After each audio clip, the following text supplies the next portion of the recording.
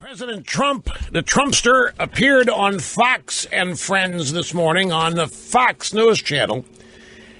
And one of the three that were interviewed, all three of them in there, Ainsley Earhart, Ducey, and Brian Kilmeade. And who was it? One of them asked with great concern about the 600 jobs open in the government that need presidential appointment to fill the jobs. Are you working on that, Mr. President? Are you working on that? And Trump said, no, they're not necessary. I have no intention of filling many of these open positions, even if they are appointed. We don't need them. 600 jobs? Let's cut them. Open mouths. Now, I mentioned right before the top of the hour break that Trump was on Fox and Friends today and said that, what do you mean 600 jobs that are open? I may not fill them. We don't need them. You should have snurdly looked at me like, the look on your face was, Trump's an idiot. Is that what you think? You think he should fill the jobs? It's just it's what he said he was going to do. It's nothing. You even gave me a story. It's in Politico. Trump just delivering on his promises. Why is anybody surprised by any of this? Trump was open as any politician's ever been about his agenda. 5 times a day, he's making speeches at rallies, and he's telling anybody who will listen what he's going to do. And as he's arrived in Washington, he started doing it. And once a week, we get a story like the one in the Politico today. Well, this guy's keeping his promises. That's another thing. That does not happen.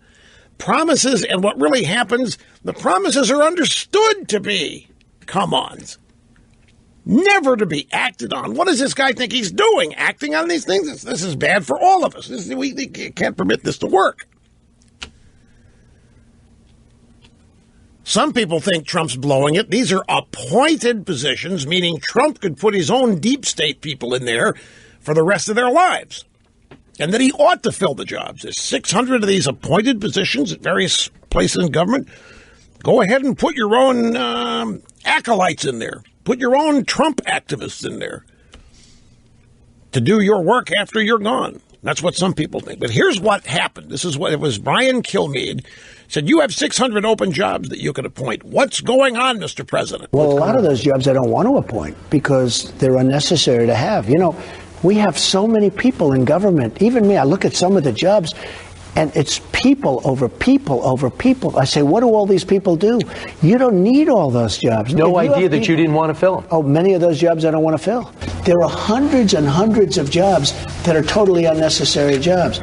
And instead of being credited with that bad messaging, they say, oh, you have to fill hundreds of jobs. I say, isn't that a good thing? That's not a bad thing. That's a good thing. We're running a very good, efficient government. That's exactly. I'm sorry, folks. This is my sentiments exactly.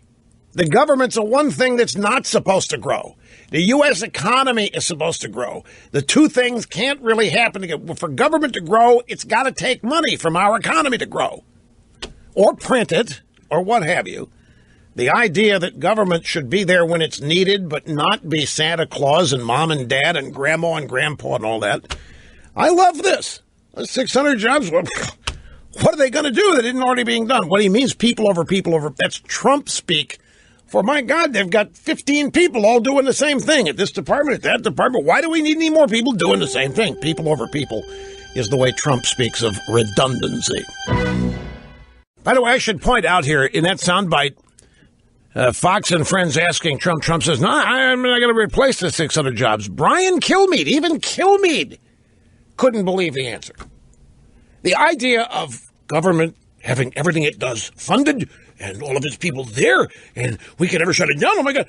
Even something like Brian Kilmeade gets sucked into the idea that nothing can ever make the government smaller. Oh, my God, panic city. You mean you're not going to fill the jobs?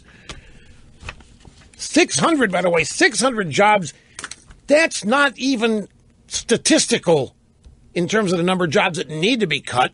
Wait till you see what Trump has planned for the EPA. And I'll tell you, our buddy Ajit Pai at the FCC, oh man, this guy is really, really rolling back all this silly regulatory stuff. He's getting rid of net neutrality. And he's turning the FCC into the actual commission on communications and broadcasting and dealing with the spectrum and making sure it's properly assigned, meaning frequencies that are used for every form of communication out there.